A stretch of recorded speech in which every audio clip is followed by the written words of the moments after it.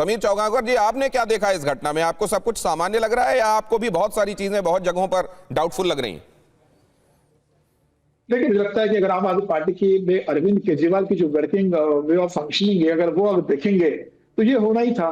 स्वाति मालीवाल, अभी प्रियंका कक्कड़ जी कह रही थी कि ईडी की जांच के डर से ज्वाइन कर रहे हैं। स्वाति मालीवाल पे कौन सा ईडी का केस था?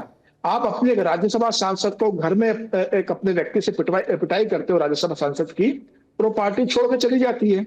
राघव चड्ढा जैसे व्यक्ति जो लोकसभा राज्यसभा के अंदर इतने अच्छे मुद्दे जनता के उठा रहे थे, और आप उन्हें पार्टी से उप नेता पद से राज्यसभा से हटा देते हो, तो इसके इनके ऊपर कौन सा ईडी का जांच चल रहा था? संदीप पाटिल तो ऑर्गेनाइजर सेक्रेटरी थे, पूरा संगठन का काम देखते थे, अरविंद केजरीवाल के सबसे भरोसे आदमी थे। संदीप पाटिल को कौन से ईडी सीबीआई ने जांच करती थी? तो अरविंद केजरीवाल को सोचना चाहिए कि आपके 10 में से 7 साल ये दोनों चीजें हैं क्या समीर चौगांवकर जी? आपके तमाम एमएलए पार्टी छोड़कर जा रहे हैं। ये दोनों बातें तो नहीं है कहीं समीर चौगांवकर जी? करने को तैयार नहीं है समीर जी, लग रहा है कि अरविंद जी, ये दोनों बातें तो नहीं है कि कुछ तो नाराज थे, कुछ तो नाराज थे ही, आने के लिए तैयार थे ही, और जो कुछ नहीं थे उनको लाने के लिए दूसरी व्यवस्थाएं कर ली गई? ऐसा हुआ है क्या? नहीं, मुझे लगता है कि अगर आदमी अपनी विचारधारा के प्रति अडिग हो और अपने नेतृत्व पर भरोसा हो, तो मुझे लगता है पार्टी में लंबे समय तक टिका रहता है। ऐसा नहीं कि भारतीय जनता पार्टी हमेशा सत्ता में रही और सत्ता में रहने वाली है। आज भारतीय जनता पार्टी के साथ लोग अगर जुड़ने के लिए आ रहे हैं, तो प्रधानमंत्री मोदी का जो कार्यकाल 2014 से रहा है, और जिस तरीके से भारतीय जनता पार्टी राष्ट्र हित को सर्वप्रथम मार के काम करते, लोग उनसे जुड़ना चाहते हैं। ये अरविंद केजरीवाल को सोचना चाहिए कि जो पार्टी इतने कम समय में एक राष्ट्रीय पार्टी बनी, उसके नेता पार्टी छोड़ ये बात बिल्कुल समझी जा सकती थी समीर सर, ये बात बिल्कुल ऐसे ही समझी जाती अगर बहुत सारे हाई प्रोफाइल लोग जो इसके पहले भारतीय जनता पार्टी ज्वाइन कर गए, दूसरी पार्टियों में थे पहले, यहां तक कि असम के मुख्यमंत्री के बारे में भी बात की जाती है, बहुत दिनों पहले की बात नहीं है, प्रद्युत बोरदोलोई के बारे में भी।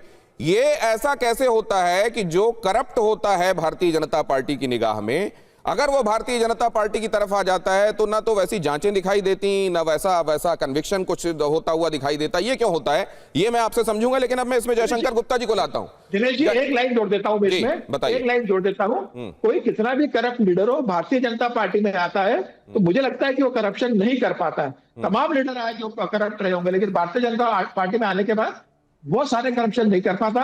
पार्टी विचारधारा को मानता है, पार्टी संगठन को मानता है। तो ऐसे लोगों के अलावा विकल्प नहीं है क्या जो दूसरी जगहों पर काम कर रहे हो? लेकिन अच्छा, बहुत बड़ा जनाधार हो नेताओं का तो भी समझ में आता है कि अच्छा, ये बहुत बड़े जनाधार वाले नेता थे।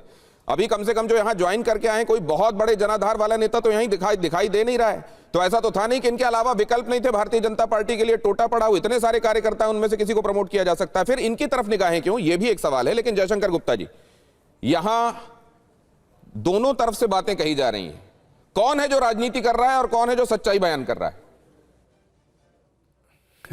ये बड़ा मुश्किल सवाल है दिनेश जी, कौन सच्चाई बयान कर रहा है और कौन राजनीति कर रहा है? नहीं, अरविंद केजरीवाल ने एक लाइन का ट्वीट किया है कि ये पंजाब के लोगों के साथ धक्का है, असल में धोखा कह रहे हैं वो, कि यहाँ के लोगों के साथ धोखा हुआ है। क्या ये ऐसा ही है?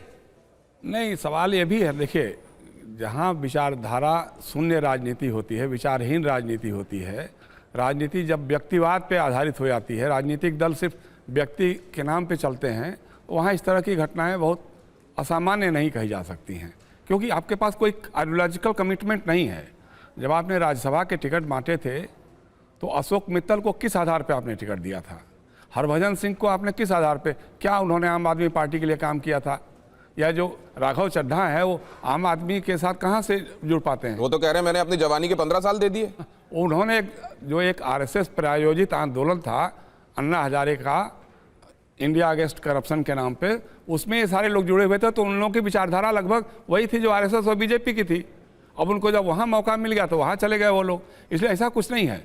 दूसरी बात यह है कि जहाँ देखिए, एक भी बहुत मौजे की बात है कि 14 अप्रैल को या 15 अप्रैल हो सकता है, 15 अप्रैल को शायद, अशोक मित्तल के घर पे छापा पड़ता है। उसके 2 दिन पहले वो राज्यसभा में डिप्टी लीडर बनाए जाते हैं राघव चड्ढा की जगह पे। उसके अगले दिन उनके घर पे ईडी का छापा पड़ जाता है।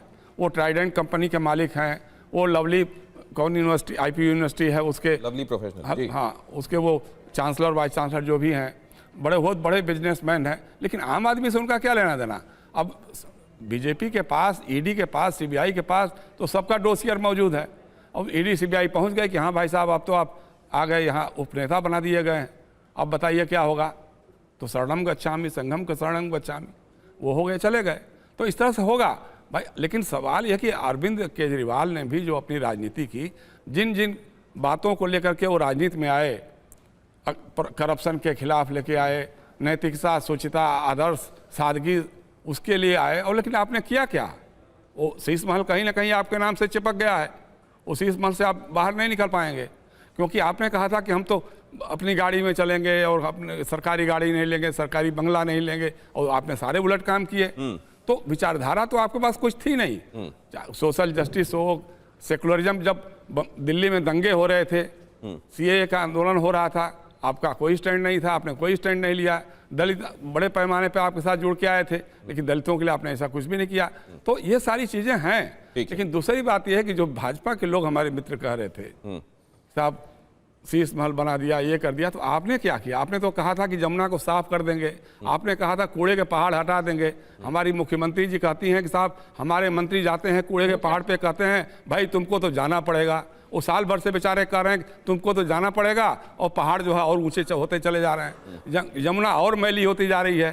तो उसमें आप क्या कर रहे हैं? आप भी तो वही काम कर रहे हैं ना। तो क्या अभी ये सवाल पूछने के लिए जल्दबाजी नहीं है? और क्या ये विषयांतर नहीं हो जाएगा? अभी तो आपने एक महत्वपूर्ण बात कही कि जिस आइडियोलॉजी के साथ और जिस कमिटमेंट के साथ ये शुरुआत की गई थी, जब वो शुरुआत ही नहीं रही तो नेता वैसे समर्पित होकर कैसे रह सकते हैं? प्रियंका कक्कड़ जी, ये महत्वपूर्ण सवाल है। आम आदमी पार्टी के साथ वो जन समर्थन जो हमने देखा है, पूरा देश देख रहा था, और सब ये कह रहे थे कि ये आंदोलन के गर्भ से निकलने वाली पार्टियों में बहुत दिनों बाद कुछ ऐसा दिखा है कि एक पार्टी आई है, और लोगों को बड़ी ताजी बयार की उम्मीद थी। जब वो उम्मीदें ही कायम नहीं रह गई, इसीलिए आपको चुनाव दर चुनाव जो सफलता मिल रही थी वो धीरे धीरे ड्विंडल डाउन करती गई।